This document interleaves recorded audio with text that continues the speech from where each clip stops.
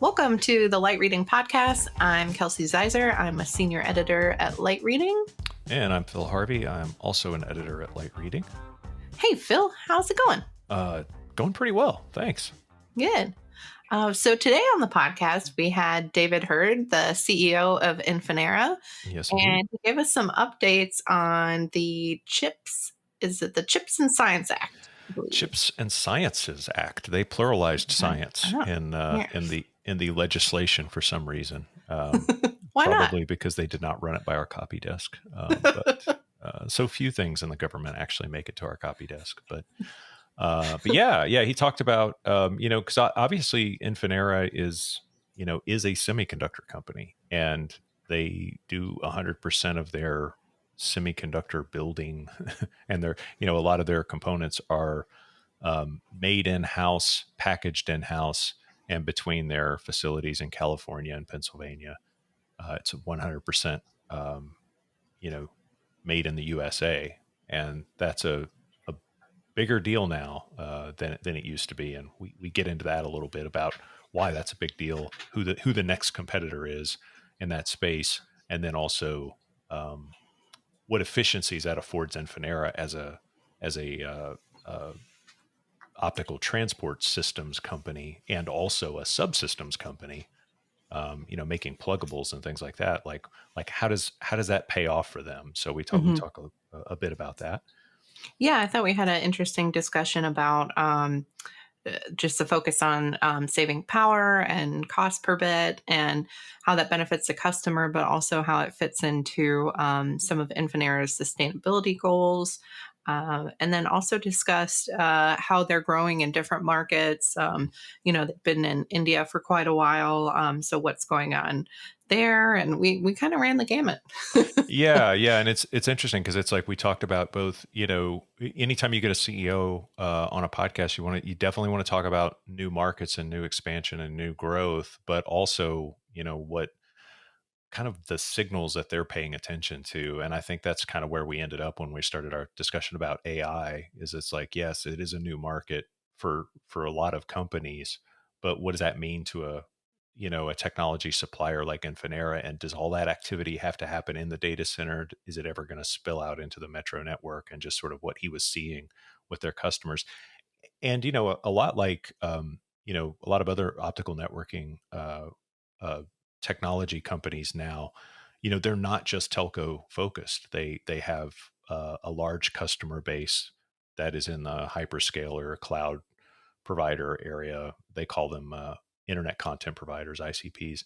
But so they're getting, what do we call it? Market signals, or sort of lots of customer data from not just telcos and traditional telecom operators, but all the other facets of the food chain that would, drive the demand for bandwidth in its various forms. So, you definitely want had to some definitely pay attention to that. Yeah, some interesting thoughts on how the web scalers are kind of driving things forward in the AI trend. But with that, I'll let him speak for himself. Yes, And we'll indeed. go into the interview with David Heard, CEO of Infinera. David Heard, welcome to the Light Reading Podcast. Thanks for joining us. It's great to be here. Yeah, good to see you. Yeah, Good to see you. Yeah.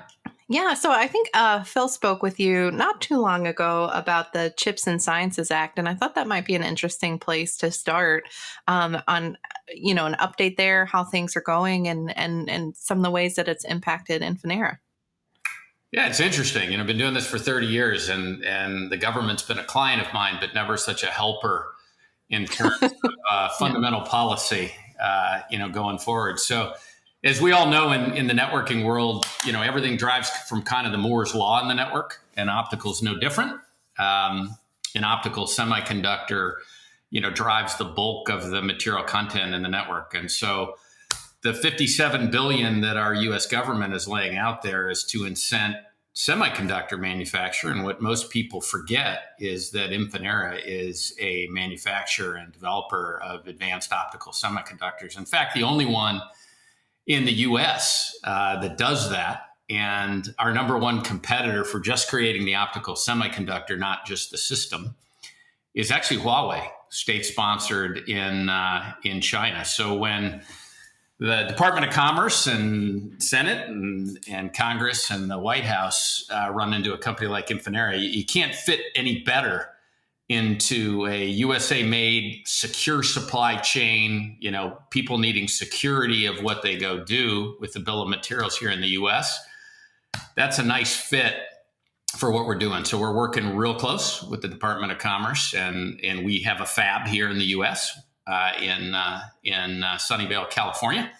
We have our advanced packaging facility in Allentown, Pennsylvania, and we, if you look over a 10-year horizon, you're talking about $2 billion worth of investment that we're making. And every time we make that investment, right, and you improve the Moore's Law, people like AT&T and Verizon and Meta and Microsoft and Amazon, they all benefit. So we're excited, but we know we have to have patience when it comes to working with government policy. But we love the support.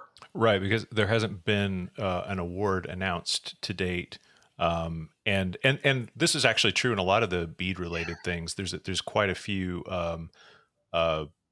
advanced discussions going on. There's some timetables that are sort of running out, especially on the wireless side. There's some investment that was supposed to have been made that, like something like $33 million or something has to be done by the end of this year, and we still haven't had that announcement yet. So yeah, I think there's a lot of anticipation for stuff to come, and I guess like what you say is you've positioned your company well in that regard. There's really nothing more. It's a pretty. I would say it's an easy argument to make, but I think it's one that has to be continually explained because of the nature of the complexity of what you're building. Yeah, anytime you're talking to a senator and you have to pull out the periodic table, it's an interesting. It's an interesting phosphide, Senator. Yeah, indium phosphide, emitting light.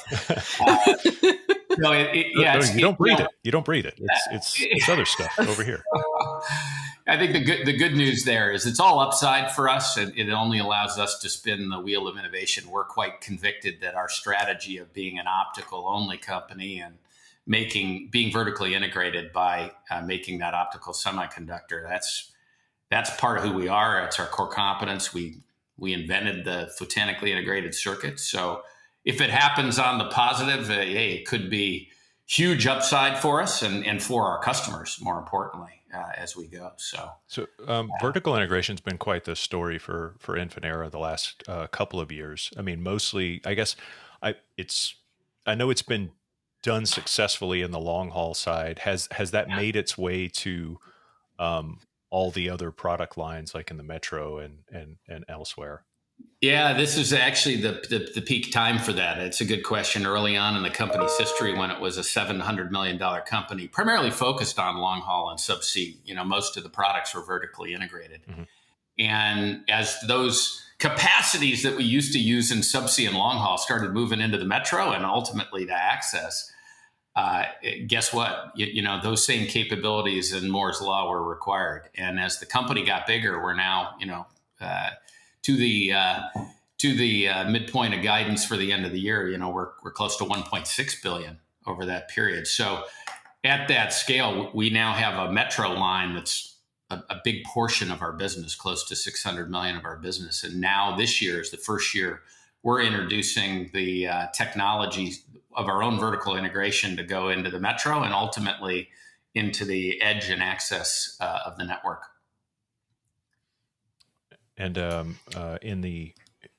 you want to talk about the access? Actually, that's a great one, because that's an area where I think Infinera said this, and analysts have certainly said that you've got some market opportunities ahead in broadband access, 5G networks, and cable networks. It doesn't. Well, maybe correct me if I'm wrong. It does stem partly from 100 gig pluggables, or the pluggables market. But what else is fueling the optimism in the broadband access market? Yeah, well, as the subsea networks and long haul networks are terabits and terabits, which we've always been a leader in. As you get out to the metro, we're now, people say, what inning are we at 400 gig moving into the metro? And I kind of laugh. I forgive the baseball analogy, but it's I'm still getting beers and headed to my seats, right? Like we really haven't hit that yet. And now you're seeing such huge access speeds. I just got a new service at the house, and they were offering up to 5 gig. Holy hell. Yeah. Access to the home. So when you see that happening here and, in India and other places, you start to say, well, it's going to be 100 gig aggregation points at the edge, which used to be the long haul network. So we see that as big. And so those pluggable technologies get you to the price performance power curve to get there. Right. And more importantly, we've done something, having been an ex-wireless guy and an ex-access guy, we put software on our pluggables, and it allowed you to further subdivide those 100 gig channels into subcarriers, which basically in fancy terms means, you basically have dynamic policy on the edge where I can light up only what I need on the edge. And instead of, in the radio world where you went, one radio to many, our self tower isn't just talking to you, it's talking to all of us. Sure. Optical was the only tech that it was point to point, laser to laser. And so now we've enabled into those standardized pluggables that can go 400 gig, 100 gig, and ultimately the 800 gig pluggables, the ability to subdivide them so you can go point to multi-point. And that sounds like a bunch of gibberish, but in cellular, it was things like CDMA or Walsh pseudo noise coding that enabled you to subdivide spectrum. There's no reason why you've been in this dance long enough to see those technologies go from wireless to fixed and fixed to wireless. So that will happen. There's no doubt, and that saves our operators huge power and huge operating costs. Which I've been talking about power for 30 years, but in the last two, the curve of importance is like a triple black diamond. Ski slope. That's a great point. Yeah. Cause it's definitely on the, as carriers are getting more and more, I guess, cost conscious of their networks, that's becoming a larger and larger point. It's not just the bill of materials and labor and everything else. It's like, oh yeah, also the price of power is skyrocketing. And I need to catch this, especially if I'm going to be, serving more customers and sending them multiple gigs to their homes. So you mentioned this in so many words, the OpenXR, what do you call it? Forum or sort of? It's OpenXR Forum, correct? Yeah. So this is sort of like an affiliation of companies that are sort of buying into this architecture that you spoke about, point to multi-point, multi-point to multi-point, right? So you can do both point to point and point to multi-point, flexible architecture. Flip it on when you need it. But giving the access network and those kind of aggregation points that flexibility in order to, it both makes it both simplifies the routing and the bandwidth delivery, but it also protects the upside investment for the network operator. How many times have we been in a particular technology group where there's the war of architecture, right? The religious war of, is it going to be GSM or is it going to be amps, or, what's going to be the approach? In optical, the big thing people are talking about today is it a routed optical network, or do you still have purpose-built optical gear? Quite frankly, I don't care. We're going to build the world's best transponder in a pluggable and make it super easy to put in a compact modular platform and have software to be able to operate it in either case. And that's anytime, there's been a successful strategy in a technology company, you can make that one bet, but we all know how operators and ICPs work. It's never one answer. It's a sprinkle of both.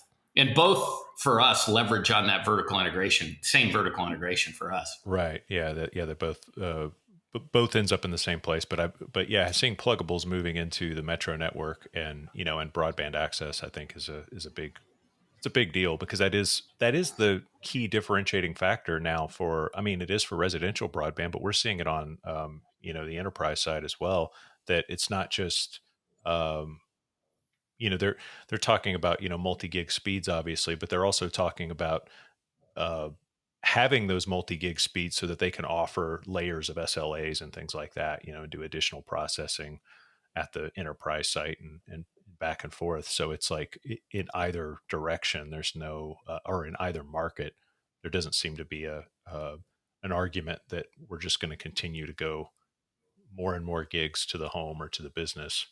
And of course, that's going to, change the structure of the metro network that's sort of Oh, for sure. moving all of this around. Yeah, that agility is like super key, and the ability to be able to do that. You can key license activation at 25 gig increments at the edge and do the matching principle, to use an accounting term, of cost to your revenues, and be super fast and not have to roll, in the old days, roll the truck, put the ladder around the side of the white truck and let it rip. Those days will be numbered. Kelsey, before I keep going, do you want to jump in, or do you have something that I missed? Yeah, I was curious. You mentioned India earlier. How are you expanding there? What are some new opportunities in that area, and some other geographies that you're excited about right now? Yeah, it's interesting. We've always had since the company was founded in 2000. We've always had an operation, a core R&D operation in India. It's now almost a third of our workforce, and core R&D, going all the way through, not just go do system test. And so if you think about that, we're investing over $100 million a year actually in infrastructure development in India. And I was just there last year where we celebrated our 20th year in the company. So think of that. That's like $1.4 billion we've put in. It's never been a market for us that we've reaped the benefit of that investment. And I was just in India. Literally, I landed on Friday of last week. I was there all week with all the operators. And the interesting thing is, with the number of data centers going up and 800 million subscribers, the number of technology companies developing technology there, it's attracting huge. And by the way, the routes on subsea cables and traffic that they're trying to route around nefarious territories, and even with conflicts going on, that's happening more and more. And so the likes of the Googles and Microsofts, all the web scalers, are helping build out those data centers. So you're going to see huge data center growth in India, and the cables going in there are growing. And both of those are big businesses that require having an optical semiconductor and system that gets Moore's law and drives the power and price. So I'm the most excited I've been about the prospects, of the operators like Jio and Bharti and others, along with, the cooperations those companies have with the web scalers, who we have grand relationships with and have made grand progress over the last 3 years. Yeah, your percentage, not to change the subject completely, but your percentage of revenue coming from those companies, you call them ICPs, internet content providers, web scalers. Yeah. It's all the same, I think. It is. That's gone to like a third of revenue or something like that, or it's a large piece. Yeah, it's pretty close. Yeah. It's pretty close, and they tend to be lumpy. But even when I look at last year, a lot of people talk about AI and ML. Right? It's that, by the way, I think that's the only way you get your share price up in these days is you. I'd like to read those are the right now. Yeah, Infinera AI. What do you call it? XR AI, and then XR AI. Yeah, throw money at it. Yeah, but I mean, having those companies as as key customers are a key portion. Obviously they have some of the same and maybe more aggressive bandwidth demands as carriers, but it also, when we have these sort of issues where there's like a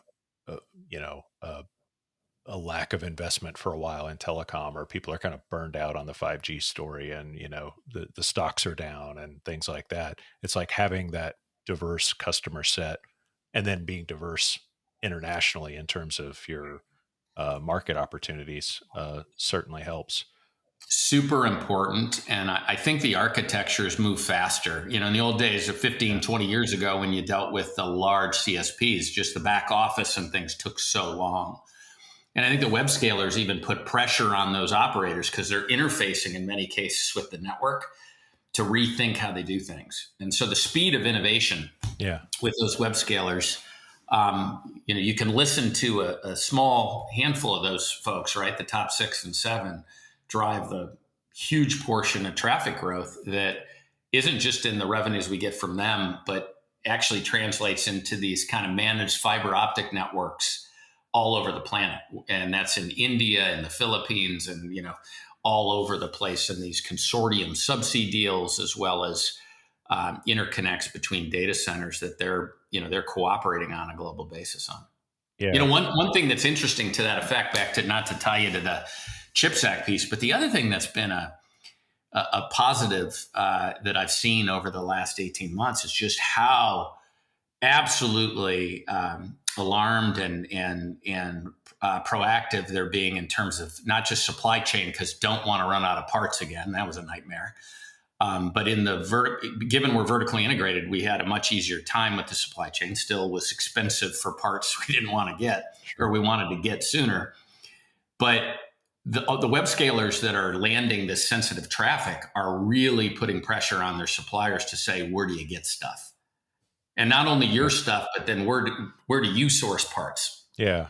And so this idea of a true secure, governments aren't going to allow traffic to hit networks with, too many active components coming from places they don't trust. That's the interesting thing too, is that it's not just the individual company stances, can kind of be harder or soft line depending on the company and the makeup and the board and all that stuff. But it actually comes down to what governments do they want to do business in? Where do they want to put their facilities? And with data centers, you have to be, you have to be everywhere. So you can't afford to be like, well, yeah, Iceland's being a bit prickly, we're going to leave them alone, or something like that. So it's kind of interesting. So yeah, I guess they have to get their story straight on suppliers all the way, not just suppliers, but their suppliers and so on. Growing trend. Yeah, you will see more and more of this. Yeah. In the let's see if I just let me think about. Oh, okay, not to turn this into an AI discussion entirely, but it does influence. I can't imagine you're tired of talking about it, being a CEO of a publicly traded company and everything. I don't like to cheapify it, right? Meaning, I'll tell you what I really think of AI. And well, yeah, I mean, either way, it's putting more bits on the network. So the question that I have is, we're hearing all the activity around NVIDIA and and so much of the processing and kind of, bandwidth, if you will, between servers and in the servers themselves, and just sort of the compute load that's happening and all that. What I guess I'm unclear on is does the next kind of bottleneck for that, or the next demand spike happen? Is that still just going to be in the data center, or is it going to be, does that spill out into, the wider area network at some point? And do you guys kind of track that is it even possible to track what's due to AI and what's due to just everything else? To some extent, Phil, yeah. So to it, and it isn't one begets the other in biblical terms, right? It's they're going to happen, and it's going to happen simultaneously, really, because it's like Metcalfe's law, right? The more people you put on the network, the more traffic that's going to grow by n squared. Mm-hmm. And then if you put if we move from 4K to 8K, well, look what happens. Well, AI, you've heard, payloads go up 8 to 10 times inside the data center. All I can tell you, Phil, is when I look at my top customers so far for 23 and even for 22, the web scalers that we're dealing with were early adopters into the AI payload. And so what that means is when I look at my original forecasts and new forecasts, any exceeding of expectation from the web scalers, actually, I take some attributing to that AI workloads going. Number two, don't forget where we actually get down to the granular level of making photonically integrated circuits. So inside the data center, at a certain point in time and a certain speed, you're using Ethernet technologies to connect a GPU, a processor eating this stuff really, really hungry, to the rest of the network. Well, you've heard of co-packaged optics, linear drive. There's all kinds of technologies optically now that those companies like AMD and NVIDIA are looking to make sure they get more through the processor with less thermal impact, lowering again that power envelope for what they go do. So one, we're going to see it in the macro business. It's just going to be a continued driver for the next 10 years. I was skeptical, with SDN and NFV and all the acronyms we've used over the years that were going to be the next big pop. Right. But I'll tell you, the move from standard definition to high definition TV and those formats and video had a huge impact. I think AI, I see it when I see it in purchase orders, I'm a believer. Okay. And so outside the network, I've seen it in purchase orders. I think Right. the company does have capability to help that in future generations. Is there a possibility you're going to be more, I guess, so you'll be more active in the data center? Will you be having, specific products or subsystems that are targeted to data center applications? Or Yes. Yeah, we are, we already do out, between data centers, and now we're more active, both on our behalf, because nobody really realized we were a component supplier and that we had our own fab in the US. And again, that has had bigger play. And so we've actually had some of those players come to us and say, could you do X, Y, and Z? Now, I'm not making a big deal of those in today's external market, because as we open the discussion with, nobody's really valuing companies, with that kind of potential today. Right. But it is an area that's part of our strategy, and we are investing towards that front. Cool. And now Kelsey will ask you some questions about crypto. No, I'm kidding. No, I know everything about that. Oh, good. No, I'm kidding.